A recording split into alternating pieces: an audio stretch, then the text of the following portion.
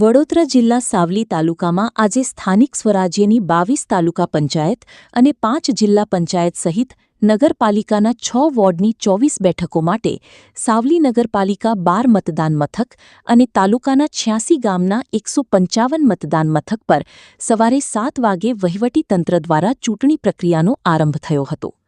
શરૂઆતમાં મતદાનમાં નીરસતા દેખાઈ હતી અને પોલીસ વિભાગ સહિત વહીવટીતંત્રના અધિકારીઓએ મતદાન મથકની વ્યવસ્થાની સમીક્ષા કરી હતી। મતદાન મથકે મતદારો, સિનિયર સિટીઝન્સ અને વિકલાંગો અને સહિત ધારાસભ્ય કેતન ઇનામદારે પરિવાર સાથે મતદાન કરી લોકશાહીના મહાપર્વમાં ભાગ લઈ મતદાન કર્યું હતું અને તાપમાન ઊંચું હોવા છતાં મતદારો પોતાના મતાધિકારનો ઉપયોગ કરશે।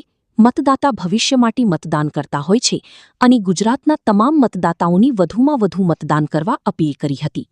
મળતી માહિતી મુજબ સાવલી નગરપાલિકાનું બપોરે 12 સુધી 16.5% મતદાન નોંધાયું હતું। Asha news Gujarat bureau report reporter Saiyed Mushtaq Ali Savli. સમગ્ર ગુજરાતની અંદર જિલ્લા પંચાયત, તાલુકા પંચાયત, નગરપાલિકા, મહાનગરપાલિકામાં આજના દિવસે યોજાઈ રહી છે।